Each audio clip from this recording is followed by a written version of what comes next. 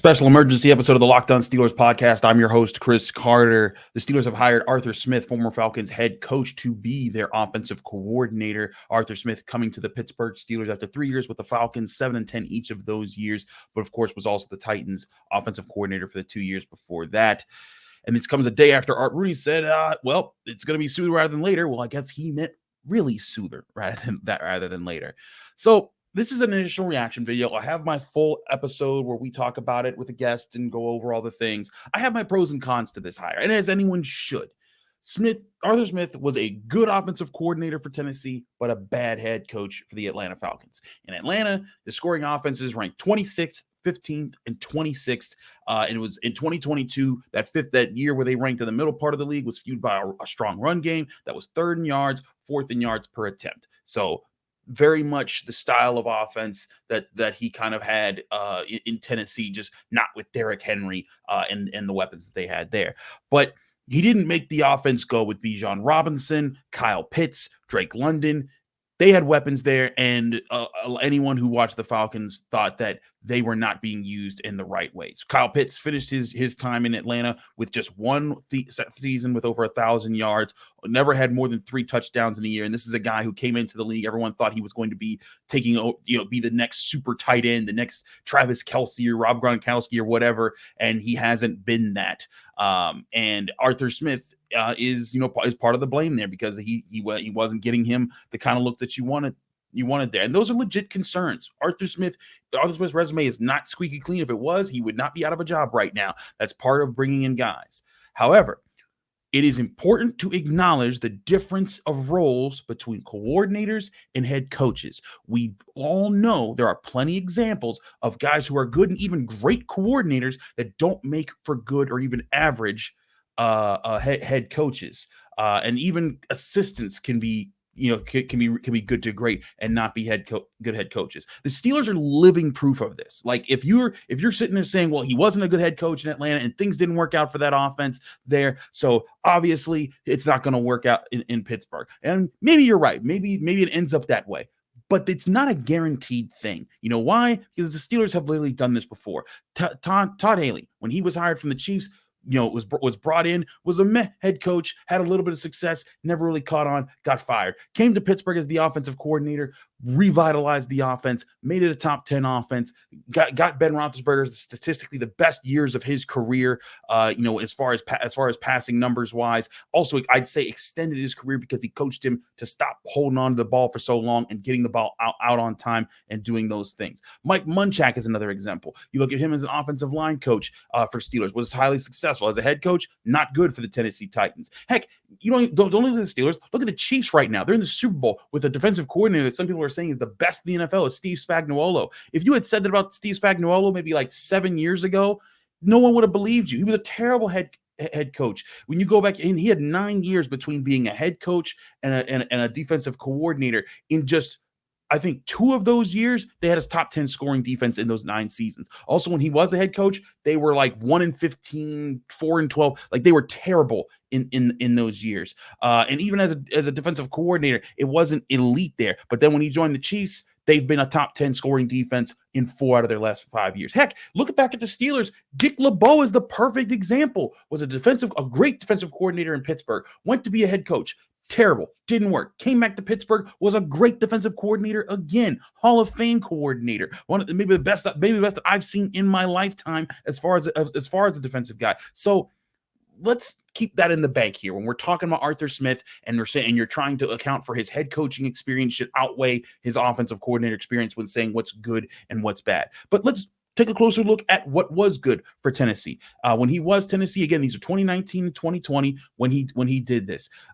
Both those years, the Titans had a top 10 scoring offense. They were 10th in 2019. They were, and which in that year they were 3rd in rushing and in yards per attempt. Derrick Henry had him going, and that was kind of what fueled the offense. In 2020, they were 4th in scoring, so a top 5 scoring offense, 2nd in total yards, top 2. As far as to overall yards, they were 2nd in rushing yards and yards per attempt. And if you're sitting there saying, well, but don't they need to get Pickett more chances to throw the ball? Don't they need to get a better passing system for them? Well, they had a good passing system there because he revamped Ryan Tannehill's career. And yes, you look at the total numbers and passing yards, it's like, well, those aren't impressive. They ranked the bottom quadrant of the league. And as far as total passing yards, yes, because they threw it 30th and 31st most in the league because they were rushing the ball so well. But you know what they ranked really well in? Yards per attempt, which is the average amount that you look to see how efficient are you as a passing team. They ranked seventh. That's top 10 in passing yards per attempt in both of his seasons in Tennessee. That's good. And again, he did that with Ryan Tannehill. That's impressive. I'm sorry. I'm not sorry. If we're being honest here about the success there, the Titans, when they brought him in, they were offensively. When they brought him in, they ranked 27th in scoring. The year that he came, the first year he comes in, they're 10th. The next year they're 4th. First year he's gone, they're 15th. But in the 2 years since, they've been 28th and 27th. So in the span of what was it, like 6 years? Yeah, the span of 6 years, where 4 of them they didn't have Arthur Smith, 2 of them they did have Arthur Smith in Tennessee, 2 of them they were top 10, the other 4 they weren't. In three of those 4 that they weren't, they were bottom quadrant of the league, Matt Canada levels of scoring. So like clearly he had a positive impact in Tennessee. And again, he did it by running the football and playing to the Titans' strengths and making things easier for Ryan Tannehill so he could be a good game manager. That's exactly what the Steelers want to do with Kenny Pickett. That's what I said that they should try to do this past season. You didn't want to try to come in and force Kenny Pickett to have to sling the ball all over the yard. You wanted him to run the football, be efficient, make smart decisions, not have him have to throw more than like 25 times a game unless it's absolutely necessary. Because then it means your run game wasn't working or you got down.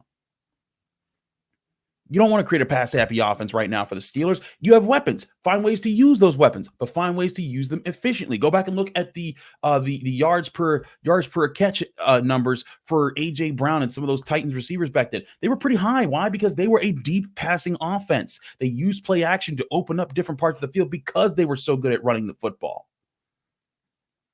Play to your strengths. And the Steelers' strength, if there is a strength on offense, is running the football. Again, if you don't believe me, when they started Broderick Jones, they became after week 9 when he became a consistent starter. They averaged 145 rushing yards per game from then on throughout the rest of the season. That was second best in the NFL during that clip, only behind the Ravens, and who they have Lamar Jackson that creates a lot of their rushing yards. The Steelers, at least personnel-wise, were able to figure some of those things out. And now you get a guy who's done it before and has done it with a quarterback that people are leaving for dead, much like many are leaving Kenny Pickett for dead right now. And you're bringing a guy that's done it before. He can bring in a system. He can make it work. And again, the Steelers have talent on offense. No one's denying that they have talent. Broderick Jones had a good rookie season. People like James Daniels. We saw Isaac Seumalo come along. That I think they do need to invest at center. We'll talk about the Senior Bowl because there was a really good center that showed up on day 1 of the Senior Bowl. We'll talk about that on the full show that we do tonight for tomorrow's episode. But you got that. Maybe you invest another pick at tackle so that you don't have to start Dan Moore. And then you also have your talents across the board. Najee Harris, Jalen Warren, Pat Freiermuth. You like what you saw to Darnell Washington, Connor Hayward as backup tight ends. Pickens, Johnson. You got weapons. You got tools. I can understand why people say, you know what? As an offensive coordinator, he did good things for the Titans. So I see the pros to this conversation. And I see where the logic built for the Steelers to make this decision here. I don't think it's a home run. I'm not even sure if it'll be a single.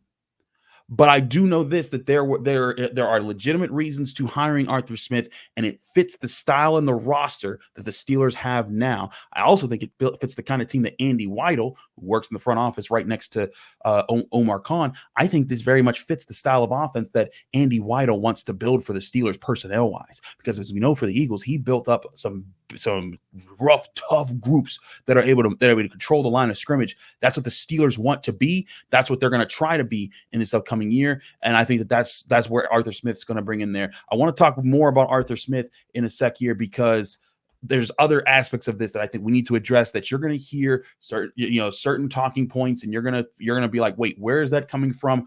I'll address all that here on the Locked On Steelers podcast. I'm Chris Carter. Stick with us. We still got more to discuss.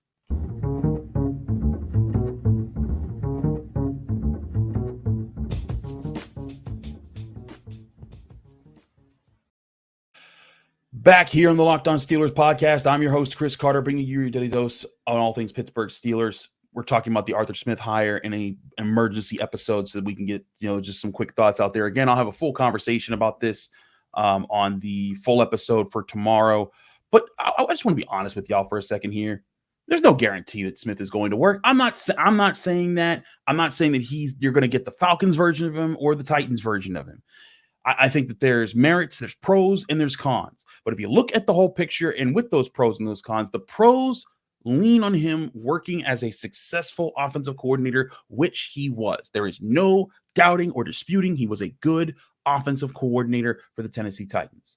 The cons are wondering if he could do it again, and because he was calling the plays in Atlanta, if that is more indicative of what he'll be able to do for the Steelers than what he did for the Titans.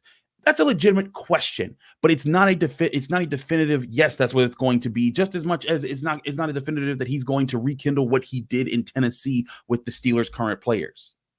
But let's not do this thing where we doom everything and doom this hire before it even begins. Because there's already people saying like, the Steelers, They just did the same thing that they always do. They just hire from within, or they bring in someone that's uninspiring. It's just like Matt Canada. It's just like Randy Fichtner. They don't care about offense. They just want to win with only defense. Notice the people that try to stretch out Matt Canada and Randy Fichtner as if those guys spanned 2 decades often cut off and leave out the guy that came right before them when they say the Steelers don't know how to hire offensive coordinators. Yes, the last 2 didn't work. But you know who they hired before that? Todd Haley. He was a good offensive coordinator. You know who's his predecessor? Bruce Arians. He was a good offensive coordinator. You know who was his predecessor? Ken Wisenhunt. He was a good offensive coordinator. Like, can we just for a moment be real with each other? That the Steelers, they've had good offensive coordinator hires. The last 2 didn't work, but this is not the same as those. In fact, it's a very different process from how those 2 were hired. For example, Smith is just nothing like this. Full stop. If you're debating that Arthur Smith is the same as Matt Canada and Randy Fichtner, and they hired him in the same way, shut up. You already lost. We know that you're just making stuff up. For example, Matt Canada, he was a college hire to be a quarterback coach, and then was promoted to be an offensive coordinator for Ben's last year. In a position where I wasn't sure, if the Steelers were going to be able to bring in a major OC name, not knowing, with the person not wanting to tie themselves to the last years of Ben Roethlisberger, because people weren't sure how much longer Ben Roethlisberger would be in the league. The guy before him, Randy Fichtner, he was on the team since 2007. He was a wide receivers coach, a quarterbacks coach. He was really close with Ben Roethlisberger, and when they got rid of Haley, Fichtner was promoted to be the offensive coordinator because Ben wanted him there. And that's fine. You want to listen to your franchise quarterback. And Fichtner, I also think Fichtner got, a tough break there because he took the job thinking, I'm going to have the killer bees.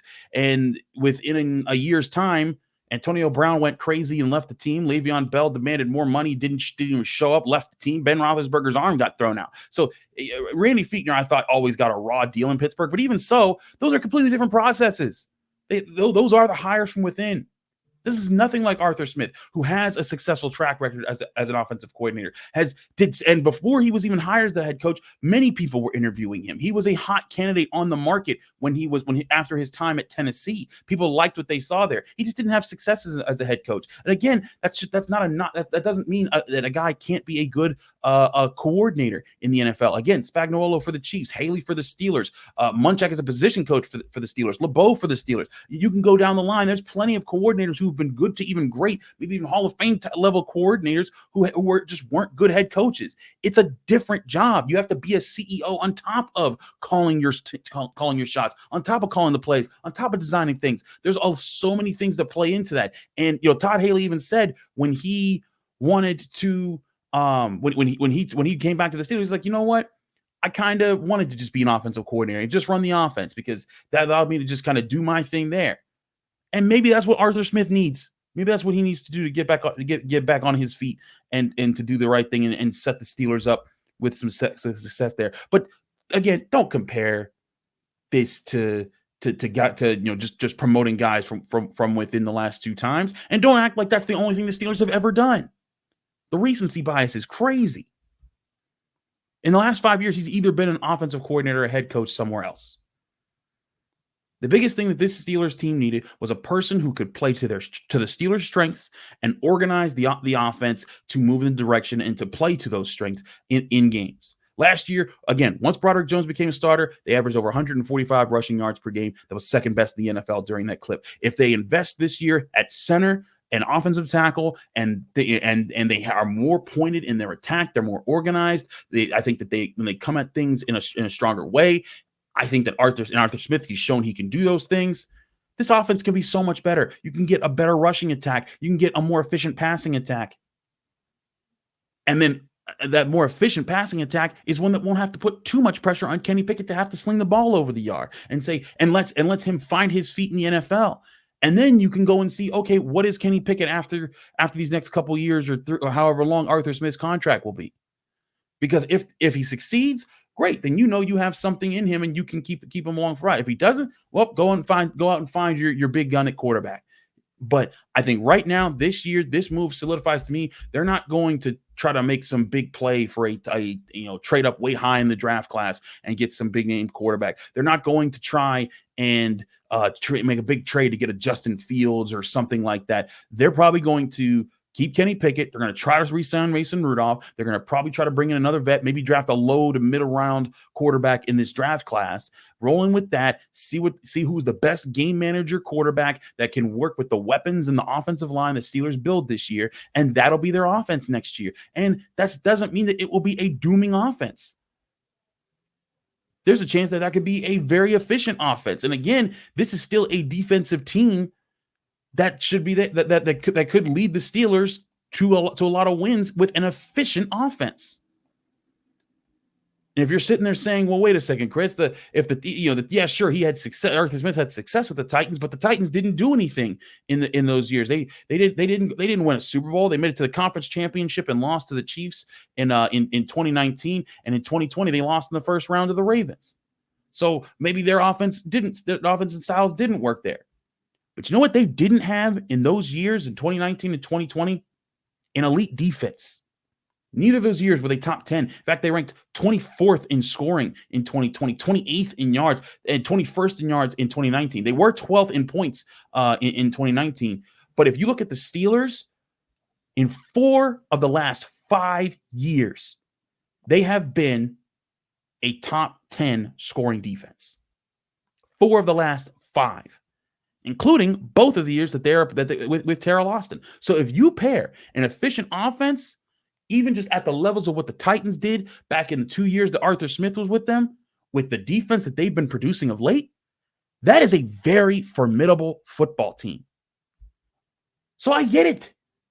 There's logic here. And to say that there's not logic here and to talk, it's one thing to say, hey, I still think it's not going to work. I hear you. I have my doubts. Arthur Smith wasn't exactly my guy. I thought that they should wait out and try to see what they could get with Clint Kubiak and see if anything could happen there.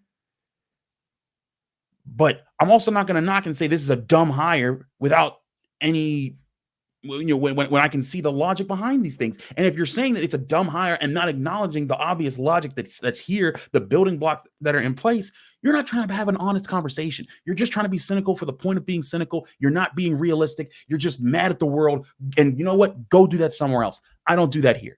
I'm objective with everything that I do. Again, there's positives and there's negatives to this hire. And I think that's the right way to approach this. And again, if you're looking at the Steelers and where they are going into this year, a developing offensive line, a really good 1-2 punch in Harris and Warren, good receiving weapons, good tight ends, quarterbacks that need to play better, quarterback really needs to play better, and a system that needs to work around that. If they can improve on the things that they improved upon last year and just get Kenny Pickett to be efficient, just slightly above average, which is all I've ever said that they need to get him to be, this team is much more competitive than it has been in the past several years. Because if the defense, as long as they're not destroyed by injuries again. They should be in the top 10. Even heck, they were destroyed by injuries the last 2 years, and they still finished in the top 10 both seasons. But if the defense can get through a healthy year and still be at that level with that offense, Steelers are a tough team. It's not a guarantee that it'll happen. But again, the decision here, there are legitimate, logical reasons that stack upon each other for this hire of Arthur Smith to be the Steelers offensive coordinator. I'll have more on this for the full episode for tomorrow. If you want my full response, and I think we're going to get Alan Saunders on. He's at the Senior Bowl. I want to get his thoughts there too, because Jackson Powers Johnson apparently impressed a lot. He's the center from Oregon. I think he's always been a target that I've been eyeing, but it might mean that they have to eye him a lot sooner than the second round. We'll talk about that here on the Locked On Steelers podcast. Stay tuned tomorrow for the full episode. We'll see you here. I'm Chris Carter. Follow me on Twitter and Instagram at Carter Critiques. Read my work at the Pittsburgh Post-Gazette. Find me here on the Locked On Steelers podcast every Monday through Friday on your favorite podcasting apps and on YouTube. We'll see you then right here.